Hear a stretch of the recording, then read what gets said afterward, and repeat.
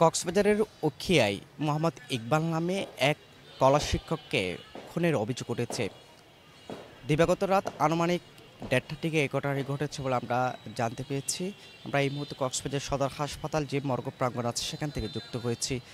ইতিমধ্যে মোহাম্মদ ইকবালের মরদেহ কক্সবাজার সদর হাসপাতাল যে মর্গ আছে সেখানে রাখা হয়েছে। ময়নাতদন্তের পর পরবর্তীতে পরিবারের কাছে হয়তো তাকে হস্তান্তর করা হতে পারে। আমরা যে বিষয়টি জানতে পেরেছি, নিহত মোহাম্মদ ইকবাল উখিয়া ডিগ্রি কলেজের শরীরচর্চা বিষয়ক শিক্ষক ছিলেন বলে আমরা জানতে পেরেছি এবং এই ঘটনায় একজনকে আটক করা হয়েছে যার নাম হচ্ছে মোহাম্মদ শরীফ প্রকাশ বট্টল। বিষয়টি নিশ্চিত করেছেন উখিয়া থানার ভারপ্রাপ্ত কর্মকর্তা ওসি মোহাম্মদ আরিফ হোসেন এবং আটককৃত মোহাম্মদ শরীফ রাজাপালং ইউনিয়নের ৫ নম্বর ওয়ার্ডের পূর্ব শিকদার বিলের শামসুল আলমের ছেলে বলে আমরা জানতে পেরেছি এবং যিনি মৃত্যুবরণ করেছেন, যাকে খুন করা হয়েছে বলে অভিযোগ করা হচ্ছে, তিনি মোহাম্মদ ইকবাল, তিনি টিটিএনের বিশেষ প্রতিনিধি ইমতিয়াজ নূর নিশানের পিতা বলে আমরা জানতে পেরেছি এবং যে বিষয়টুকু আমরা জানতে পেরেছি সেটা হচ্ছে রবিবার দিবাগত রাত ১:৩০টার দিকে উখিয়া সদরের ঘিলাতলির নিজ বাড়ির সামনেই দোকানের ভাড়া সংক্রান্ত বিষয় নিয়ে মোহাম্মদ শরীফের সাথে মোহাম্মদ ইকবালের কথা কাটাকাটি হয়। এই কথা কাটাকাটির জের ধরে শরীফ শিক্ষক ইকবালের উপর হামলা করে এবং এই সময় তিনি গুরুতর আহত হয়ে পরে স্বজন ও এলাকাবাসী মিলে তাকে সেখান থেকে উদ্ধার করে হাসপাতালে নিয়ে গেলে কর্তব্যরত চিকিৎসক তাকে মৃত ঘোষণা করেছে এবং পরিবারের সাথে আমরা কথা বলেছি, তারা বলছে যখন কথা কাটাকাটি হয় এক পর্যায়ে মোহাম্মদ শরীফ, অভিযুক্ত মোহাম্মদ শরীফ শিক্ষক ইকবালকে তলপেটে একটি লাথি মারে এবং এবং উপর্যুপরি কিল ঘুষি মারে, এরকম একটা বিষয় আমরা জানতে পেরেছি। পরবর্তীতে সেখান থেকে তাকে উদ্ধার করে যখন উখিয়া হাসপাতালে নেওয়া হয় তখন কর্তব্যরত চিকিৎসক তাকে মৃত ঘোষণা করা হয়েছে। ইতিমধ্যে মোহাম্মদ ইকবালের মরদেহ এই কক্সবাজার সদর হাসপাতাল মর্গ আছে এবং পাশাপাশি আপনারা নিশ্চয়ই দেখছেন মোহাম্মদ ইকবালের আত্মীয় স্বজনরা আছে। আমরা একটু তাদের সাথে কথা বলার চেষ্টা করব। বাসার সামনে একটা দোকান, পানের দোকান আছে। পানের দোকানে আসার সাথে সাথে এই আপনার ঘাতক এই মোহাম্মদ শরীফ প্রকাশ বট্টল, তার সাথে কথা কাটাকাটি হয়েছে। কথা কাটাকাটি এক পর্যায়ে আঙ্কেলকে একটা লাথি মারে তলপেটে, তারপর আঙ্কেল মারিতে পড়ে যায়।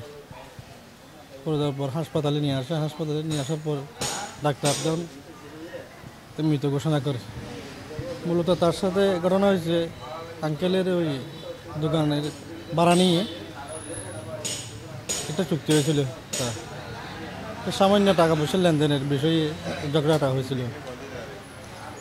আমি ঘাতক ওই মোহাম্মদ শরীফের দৃষ্টান্তমূলক শাস্তি দাবি জানাচ্ছি পরিবারের পক্ষ থেকে। বলতে গেলে আমার একদম ক্লোজ বন্ধু, আমরা ভাই এক মনে করলে বলতে গেলে আমরা এক ভাইয়ের মতো ছিলাম। ওনাদের ভাই সবাই আমার ভাইয়ের মতো ছিল, উনি অনেক ভালো ছিল। তো এটা আল্লাহর হুকুম, এটা যা হয়েছে এটা আমি এটার মূলত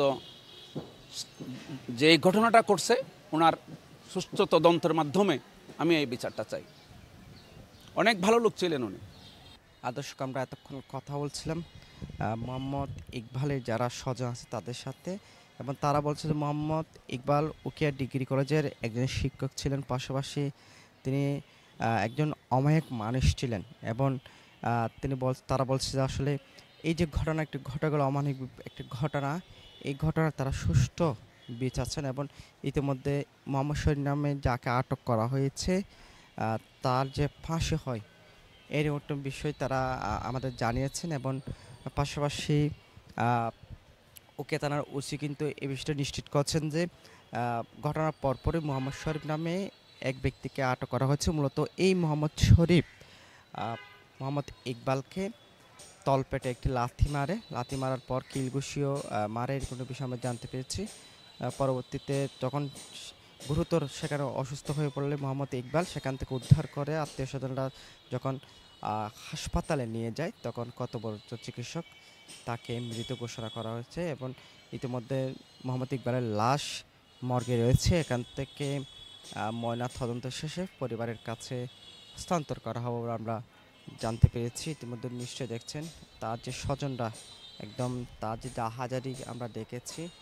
দর্শক যেমনটা বলছিলাম, মোহাম্মদ ইকবাল নামে উকিয়া ডিগ্রি কলেজের এক শিক্ষককে তলপেটে লাথি মারার পর তিনি যখন সেখানে গুরুতর আহত হয়, আশেপাশের লোকজন এগিয়ে এসে তাকে যখন উকিয়া হাসপাতালে নিয়ে যায়, কর্তব্যরত চিকিৎসক তাকে মৃত ঘোষণা করেছেন এবং এই ঘটনায় জড়িত মোহাম্মদ শরীফ নামে প্রকাশ পট্টল তাকে আটক করেছে উকিয়া থানা পুলিশ এবং পরবর্তীতে পুলিশ উকিয়া থানার পুলিশ বলছে পরবর্তীতে তার বিরুদ্ধে আইনানুগ ব্যবস্থা গ্রহণ করা হবে এবং ইতিমধ্যে মোহাম্মদ ইকবালের মরদেহ এই কক্সবাজার সদর হাসপাতাল যে মর্গ আছে সেখানে রাখা হয়েছে। আমরা একটুক্ষণ কক্সবাজার সদর হাসপাতাল যে মর্গ প্রাঙ্গণ আছে সেখান থেকে যুক্ত হয়ে জানাচ্ছিলাম।